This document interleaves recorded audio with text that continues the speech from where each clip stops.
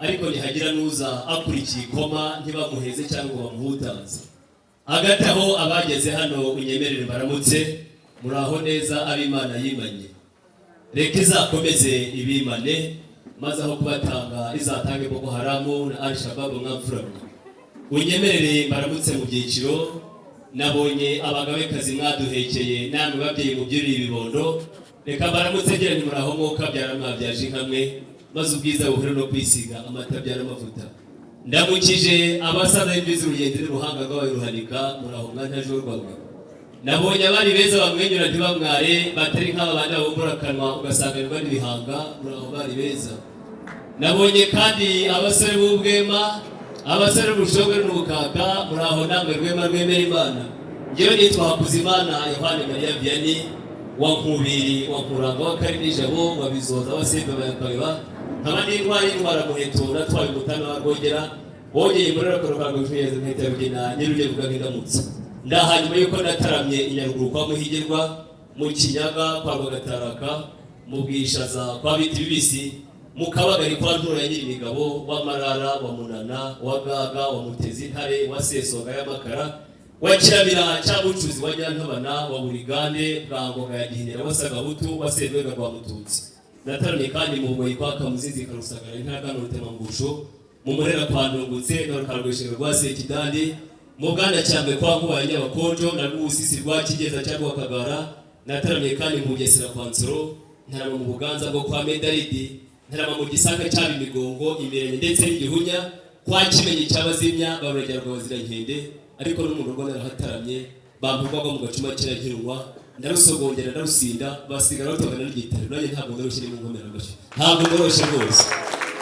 Ese shimwe bikize Yesu nahimbaza abavuga Kristo Yesu akuzwe bikize iteka ryose abavuga Yehova n'umwami bikize Bamina abavuga assalamu alaykum wa rahmatullahi wa barakatuh bikize ngo I love you. Kwese turimo aho ngaho mubyerera amarembo y'iwawe hora y'ukure n'ubwatarangaye abashitsi bawe n'urujya n'uruza bambwiye ko hafi y'amarembo hari abashitsi bavunyisha nabwego nibavunyisha babakire kandi nibasuhuza turubikirize ariko nibagera hano ntimugire ngo batugwe gitumo turaza kubakiriza amashimpundu ibyivugwa n'ikobe byikiranye n'insego maze tubahe ikaze. Reka mbabwire ngo niba mubinyemereye muragahorana ibikari bikamwa yera kandi umwanzi ubanganye banahari aragapfushira rero ntazongere kumva amakuru. Umutaranye nakirema akabyino ukomeze tugubwe neza.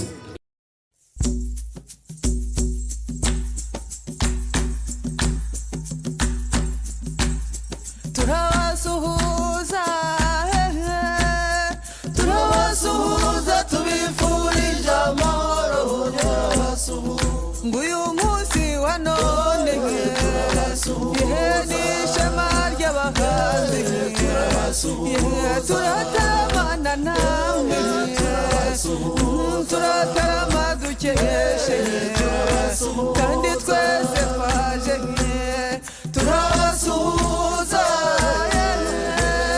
turabasuhuza tubifurije amahoro ngo bashyitsi bahire inshuti namwe rubyiruko turabaramutsa amahoro kandi twese twaje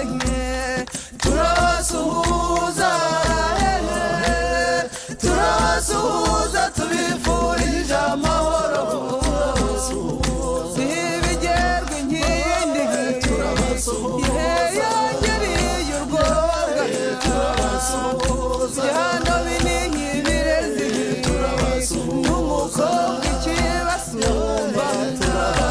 kandi twese twaje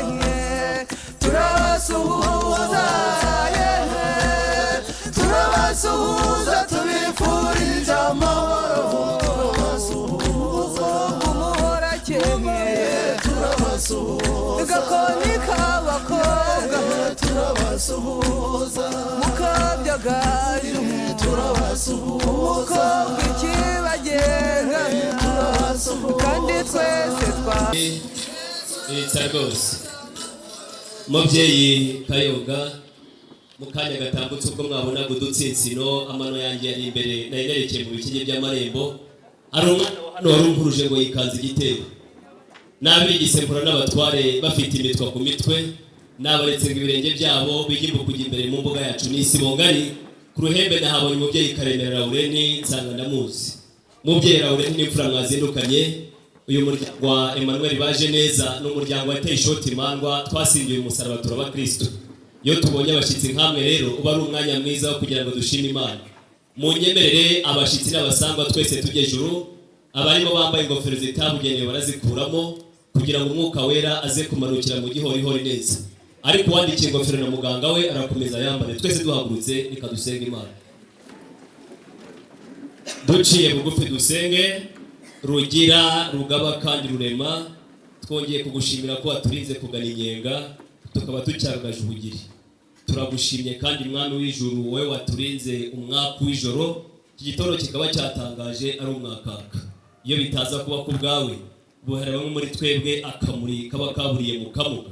Natwe rero abo wahaye amagara azira amaganya, imvi zizarenda ziburiyenzi tukikuramya. Reka twe tuvuge ngo amina. Hanyuma twicare. Abumva dusenga mu bisigo, twatoye umugenzi wa Dawidi wasenze agasenga muri Zaburi. Mubyeyi Kayonga nyemerera mbanze mbwire abashitsi abo turi bo, babwire naho badusanze. Mubyeyi Karemera n'imfura mwazindukanye, aha mudusanze ni mu muryango w'abazirafuti. Aho nta handi ni mu rugo rw'umubyeyi baje neza Emmanuel. Uyu mubyeyi twabyirutse dusanga atuye ku butaka bw'igihugu cy'u Rwanda, ni igihugu kugeza na n'uyu munsi kigizwe n'ubuso bungana na kilometero kare 26,338. Gituwe n'abaturage basaga gatoya miliyoni 13. Kigizwe n'intara enye n'umujyi wa Kigali, ariko tunguta intara ya gatandatu muri diaspora, ariko twebwe dutuye i Kigali, dutuye mu mutima w'igihugu, turabonye Kigali ni naho mudusanze. Kigizwe kandi n'uturere 30 mudusanze mu karere ka Gasabo, imirenge 416 mudusanze mu murenge wa Ndera, utugari 2148 mudusanze mu kagari ka Cyaruzinge, imidugudu 14,837 mudusanze mu mudugudu wa Cyaruzinge. Kuko nababwiye ko turi abazirafuti bo kwabaje neza, ariko kandi torezwa mu ndengabaganizi z'akarere ka Gasabo. Ikivugo cyacu kiravuga ngo ku isoko y'u Rwanda duhora ku isonga, amashingo kacikaci hari wacu. Tugiye mu nyito zo hambere, ahangaha mudusanze ni mu Bwanacyambwe, bwayoborwaga n'umutware rw'ubusisi rwa Kigeza cya Rwakagara, agafatanya na Nkuba ya Nyabakonjo.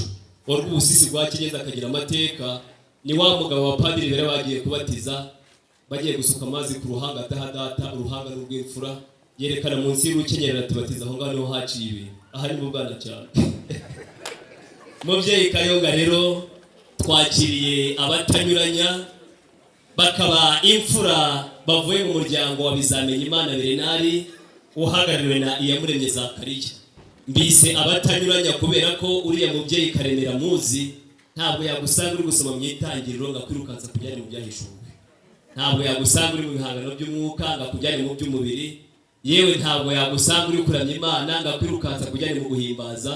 Na abatanyuranya rero, ibindi byose turabihuje, n'ab'i Kigali, nabo mu karere ka Gasabo, nabo mu murenge wa Ndera, dutandukanye ko baturutse mu kagari ka Rudashya mu mudugudu wa Ruhanga. Ndagira ngo nabo bakiriza amashyi menshi, mwongere mubahe ikaze. Urayigira mu ndase yigira mu kanwa, ariko nakurikiye ikiganiro cy'umubyeyi. Ibyo yavuze ntabwo yabeshe. Burya ururimi rw'umuntu mukuru rwanyerera ariko ntirujya rubesha. Ibyo yavuze koko nibyo. Impamvu rero abo bagendanye ubonye amashyi babanje kureka kuyakoma, nuko bari baje nk'abatumirwa, bazi ko baje kudufasha mu birori watumiyemo Karemera. Bashobora kuba bumvise harageze hano agahindura, ariko mubyeyi Karemera n'imfura mwagendanye, uyu muryango mwajemo turaba Kristo. Ubu naratwe dusoma Bibiliya. Buriya Bibiliya abahanga bavuga ko baje gusura bagasanga ni ngari, hari abizabera umutwaro. Baravuga ngo reka bayihine bayishyire mu mategeko 10. Barebye basanga amategeko 10 nayo hari abazaremerera, baravuga bati reka tuyihinire mu itegeko rimwe rivuga ngo uzakunde mugenzi wawe nk'uko wikunda, urukundo. Abahanga bakaririmba ngo nta windi rukundo, hari abajya baririmba ngo hari urukundo n'umubano Imana ibihari. Natwe rero mu muryango ntabwo twakwimira urukundo, ntabwo bibaho. Ariko kandi ndagira ngo njye inama, ndaza kujya buhoro umubyeyi atanyumva. abanyarwanda bakuru baravuze ngo ibuye riba rito ariko ntiriba ritoto. Burya ngo nifundi si umwana w'inyoni, nguga ibuke bw'urusenda rujudika, yagawe buto bwibuye agafata agahanga agahonda. Inama ngiye kujya ntuze kuyireba jya uyivuga aho uze kumva ikiyivamo. Umubyeyi yagutumiye uze kumufasha igitaramo, ariko ugeze hano uravuga uti uwo mwana numvise mu muryango muri bushige muri busabishe, ntabwo twakwemera akajya ahandi, kandi natwe iwacu dufite abasore bageze mu bigero. Niba numvise neza ariko ayo mashyi ntabwo mwayatanga kuko ntabwo bivuga, niba nakurikiye neza naho ngaho. Abanyarwanda bagaca umugani ngo ujya gusingiza intwari ahera kuzi iwabo, ariko ngo nujya gutera ureze akabwibanza. Inama ngiye kukugira rero, wari waje uri umusangwa uri umutumirwa, ugiye gutura ikibindi kiguhindurira icyicaro. Ntabwo uri uva aho wari wicaye ngo ujya ahandi, aho umubyeyi araguhindurira icyicaro mu ijambo, akubwire ko uvuye mu basangwa ubaye umushyitsi, hanyuma aze kuguha n'umwanya uvuga ubutumwa bw'umuryango waje uzanye. Nari utagendanye shimye ko kandi ugize utereka mutumeho atambuka ababyeyi bamuramutse. Mu muco nta mwana uramutse ababyeyi, ariko n'umuryango w'abaje neza ntabwo uragere kureho kuramutswa n'abakwe. Burya ngo wabyaye nabi niwe uramutswa n'abakwe. Ndagira ngo wa mutaramyi ashyiremo akabyino keza, hanyuma nibaza gusesekara hano naza kubakiramo turangana. Mubyeyi Kayonga, na Bibiliya ibivuga neza ngo Yesu n'intumwa ze 12 barimo barya baraganira. Ariko kandi abahanga mu by'ijambo ry'Imana batubwira ko mu mirimo itazabura mu ijuru burya ngo harimo kurya no kunywa. Abajye bugiye ku mazimano bari ku murimo w'Imana, barakomeza bawukore bashishikaye. Ariko ndabonaga inshuti yawe Karemera ahina urugohe anyereka ko nanone yifuza kuganira nawe, ugera umuha umwanya muganire.